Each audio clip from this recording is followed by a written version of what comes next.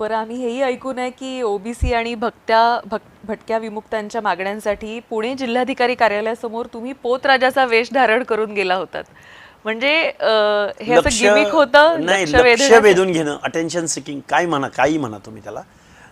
मुळात ह्या ओबीसी आरक्षणाचीच किनार होती त्याला.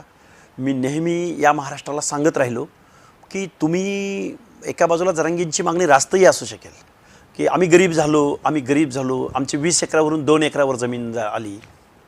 पण ज्या भटक्या विमुक्त जाती जमातींना किंवा बलुत्या अलुत्याला आजही 1 गुंठा जमीन धारणा करता आली नाही. त्यांची गरिबी किंवा त्यांचं भांडवल ॲसेट काय भटक्या विमुक्त जाती जमातीचं? आडं, मेडं आणि 12 खुट्ट्या. म्हणजे पालाला जे काही ॲसेट लागतं, एक आडं, एक 2 मेडी आणि 12 खुट्ट्या आणि मग त्याच्यावरती पाल. मी बघा एकदम अपिलिंग भाषेमध्ये सांगतोय, हे त्या भटक्या विमुक्ताचं भांडवल आहे. उचल पाल आणि पुढच्या गावाला चाल. म्हणजे एका पालाला 1 महिनासुद्धा एका गावात राहायला परवानगी आजही इथली व्यवस्था करत नाही. आज पुण्यासारख्या ठिकाणी, मुंबईसारख्या ठिकाणी आउटस्कटला जे जमिनीशी समांतर पालं करून राहतात ते भटके विमुक्त जाती जमाती राहतात.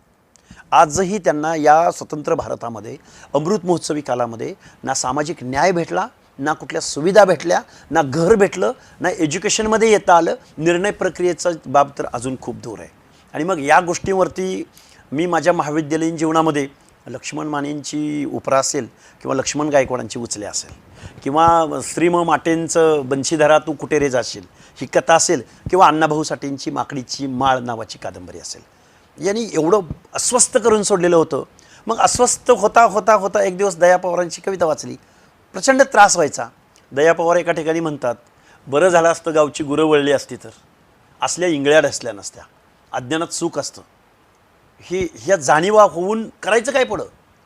बरं, मला लिहिता येतं, मी चांगल्या पद्धतीनं आत्मकथन लिहू शकतो, मी चांगल्या पद्धतीनं समीक्षा करू शकतो आणि लिहिण्याचं अंग मला आहे. मी एवढ्या पोस्ट लिहिलेल्या आहेत, अलीकडं एवढ्या पोस्ट लिहिलेल्या आहेत. पण माझ्या डोक्यात असं आलं की चला, आपल्याला नुसतं लिहून चालणार नाही,